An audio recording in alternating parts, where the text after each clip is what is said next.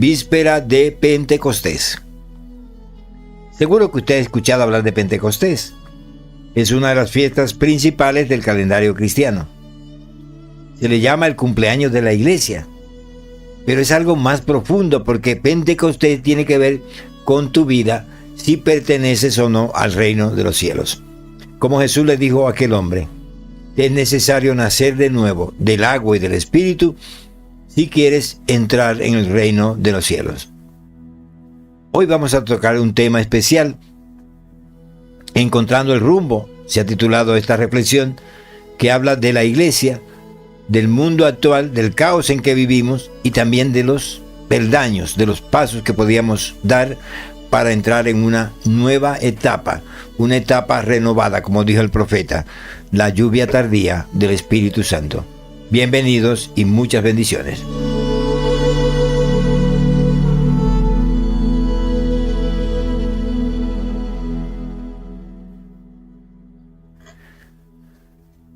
Me voy a permitir comenzar con una mala noticia. Una que es conocida por todos y que se refiere al caos en que viven las sociedades y generaciones actuales. Para algunos, el mundo se asemeja a una nave dirigida por un inexperto capitán que no sabe el rumbo que tomar. Mientras la tripulación se empeña en destruir el aparato, la nave, y pelearse unos contra otros hasta el exterminio total. Algunos dirán que esta no es una situación nueva, que ya en el mundo siempre ha habido guerras, calamidades, desastres y que el caos parece ser la condición connatural de la especie. Una especie que siempre ha vivido al borde del abismo, como un trapecista que se balancea en la cuerda floja. Entonces, no hay nada que hacer, solo tratar de sobrevivir en medio de la tormenta.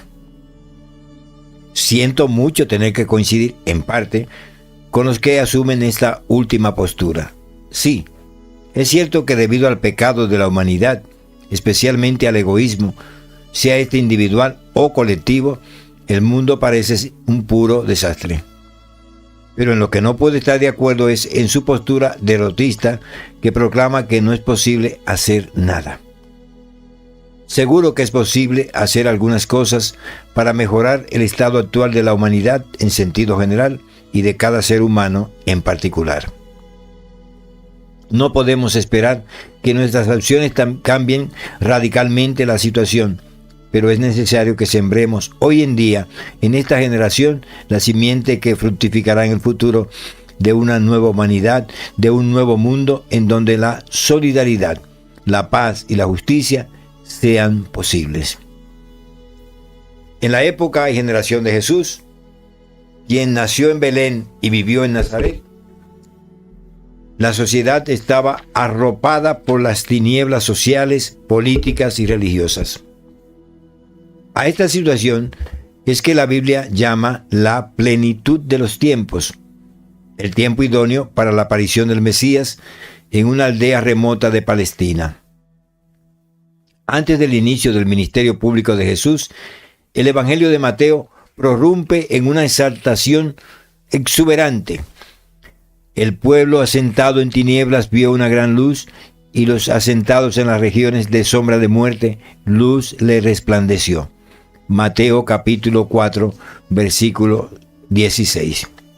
Esa luz que resplandeció en las tinieblas, en las regiones de sombra de muerte, fue la persona y predicación del de Nazaret, anunciando el advenimiento del reino de Dios y llamando al arrepentimiento como condición primera para entrar por las puertas de dicho reino. En el llamado Sermón del Monte, al que se considera la constitución fundamental del reino, Jesús, dirigiéndose a sus discípulos, los comparó con dos cosas, con la luz y con la sal. Existen miles de interpretaciones en referencia a estas dos comparaciones. A mí personalmente, en el caso de la palabra luz, me lleva a los primeros momentos de la creación en el que el mundo estaba caóticamente vacío y dijo Dios, haya luz. Ahora es Jesús, en un mundo asentado en regiones de sombra de muerte, quien dirigiéndose a los discípulos les dice: vosotros sois la luz del mundo. Mateo 5, 13, 14. Creo que hemos hecho muy mal al institucionalizar estos dos llamados de Jesús a sus discípulos. Pensamos que la iglesia como institución es la llamada a ser sal y luz del mundo. Entonces descargamos una responsabilidad que es personal en una institución. Al igual que Pilato, nos lavamos las manos. Es cierto que la iglesia, en cuanto a la convocación de los discípulos, es sal y es luz del mundo, pero el llamado es personal e intransferible. Cada uno de nosotros personalmente somos luz y somos sal. Cuando la iglesia se reúne como cuerpo, es para alabar a Dios en la hermosura de su santidad. La iglesia es el hogar, la chimenea, en donde se apilan los leños para celebrar y fortalecerse antes de volver al mundo para sazonarlo y alumbrarlo.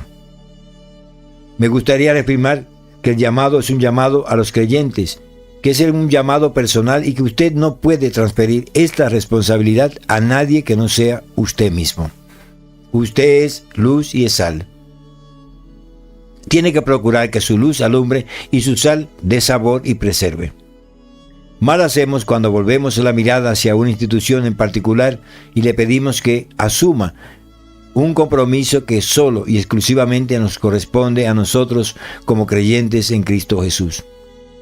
La iglesia será mejor en la medida en que sean mejores cada uno de sus miembros.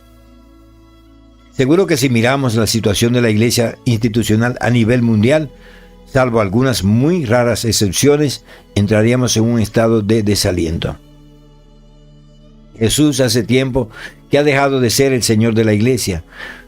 Su nombre y su figura se van desdibujando cada día más y más. Es, en definitiva, el gran ausente de las reuniones conciliares, de las doctrinas y de los llamados proyectos misioneros. El mundo actual ha experimentado una gran libertad en muchas áreas del pensar y del quehacer humano. Es imposible que hoy en día ninguna institución mantenga sujetos a sus miembros con amenazas de que se hundirán eternamente en el infierno. Debemos aprovechar esta maravillosa libertad que hemos ganado para que nadie ni nada nos quite la libertad que hemos ganado en Cristo Jesús.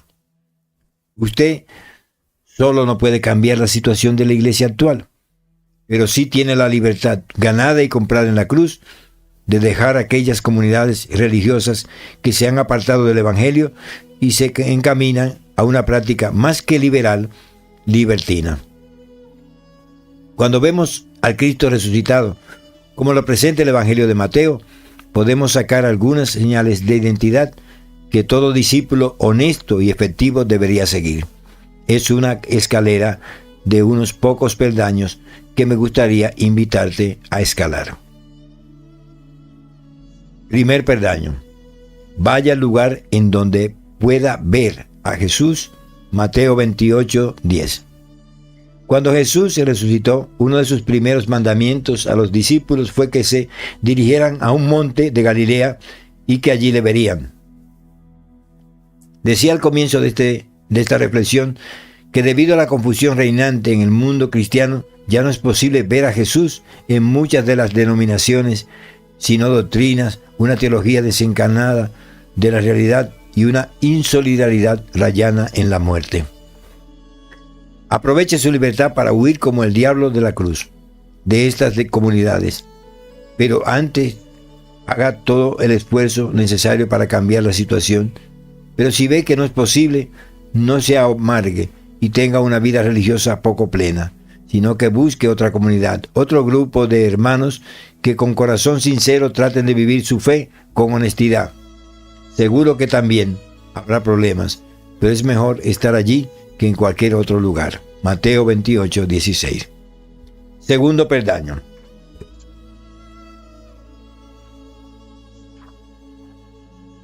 cuando vea a Jesús, haga como los discípulos en aquel monte de Galilea. Adore. Mateo 28, 17. La adoración debería ser uno de los actos de mayor libertad, uno en que el hombre se encuentre con su Creador sin ningún otro mediador que no sea Jesús y sin otro poder que no sea el emanado de su nombre y manifestado por el poder y la presencia del Espíritu Santo. No olvide que el principal llamado de la iglesia es la adoración, ministrar delante de Dios para luego poder ministrar a los hombres hechos a imagen de Dios. Tercer peldaño. Solo a Jesús le pertenece toda potestad en los cielos y en la tierra. Mateo 28, 18. Nadie puede asumir un poder y potestad que solo le pertenece a Él, tanto en el cielo como en la tierra. Todo poder, potestad y autoridad deben emanar de Él y solo de Él. Cualquier comunidad de creyentes que fundamente su poder y autoridad en algo fuera de Jesús y del Evangelio del Reino es una comunidad que ha trastocado sus caminos y perdido el sentido de su existencia. Vuelvo a repetir que ninguna persona, institución, organización, ministerio, etc., puede ni debe asumir el poder y una autoridad que solo le corresponde a Jesús de Nazaret. Cualquier poder y autoridad debemos recibirla de Él y solo de Él. ¿Cómo reconocer que una comunidad de creyentes tiene autoridad y poder? Jesús dio esta autoridad y ese poder a los discípulos para que manifestaran las señales de la presencia del reino. La expulsión de los demonios, la sanidad de los enfermos, la liberación de los encarcelados. Cuarto peldaño. Los discípulos recibieron el mandato de discipular a las naciones. Mateo 28, 19.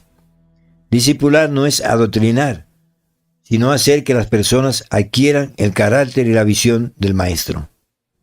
Las doctrinas, la teología, los tratados religiosos no son malos en sí mismos. Todo lo contrario. Pero ellos no pueden sustituir al Evangelio de Cristo y tampoco pueden sustituir a las Sagradas Escrituras.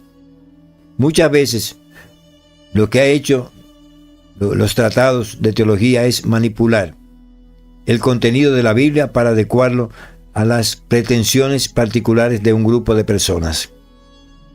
Esté pendiente que la comunidad en la que asiste o a la que piensa incorporarse tenga a las Escrituras como única autoridad en materia de fe y de prácticas cristianas. Quinto peldaño. Una comunidad centrada en la enseñanza de los valores del reino a los discípulos. Mateo 28, 20.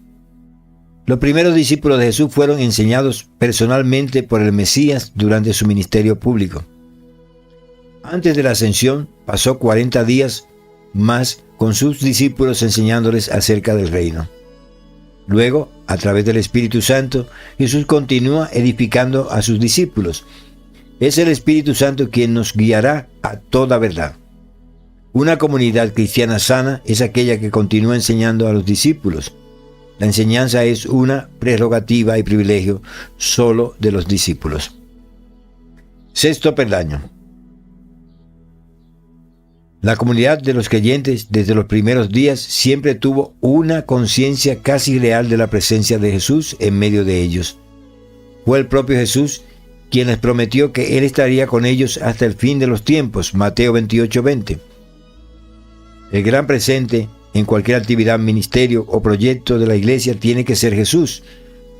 Las iglesias no pueden evangelizar porque estén perdiendo feligreses. Deben evangelizar porque es un acto de profundo amor hacia la humanidad. El de compartir con otros y con todo de ser posible las maravillas de Dios, el acto de salvación de Jesús en la cruz y de la presencia poderosa del Espíritu Santo para sanar, liberar y transformar vidas. En estos tiempos que vivimos son de grandes expectativas para la comunidad de los creyentes y para cada uno de nosotros en particular. Es tiempo de asumir nuestro llamado con corazón íntegro y dispuestos ante Dios. Tiempo de hacer que brille en este mundo la luz del Evangelio de Cristo y que nosotros, mediante nuestro ejemplo y vida consagradas, lleguemos a ser la sal de este mundo. No es el tiempo de esperar que la iglesia institucional asuma una responsabilidad que le presuponemos.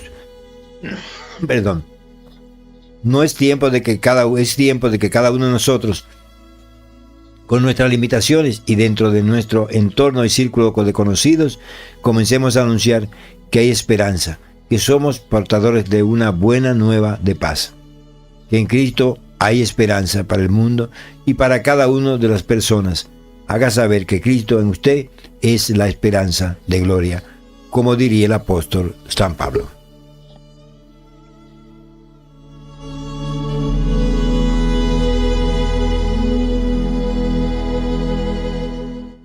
Ha estado con ustedes desde España su hermano y amigo Luis Tavares Tejeda.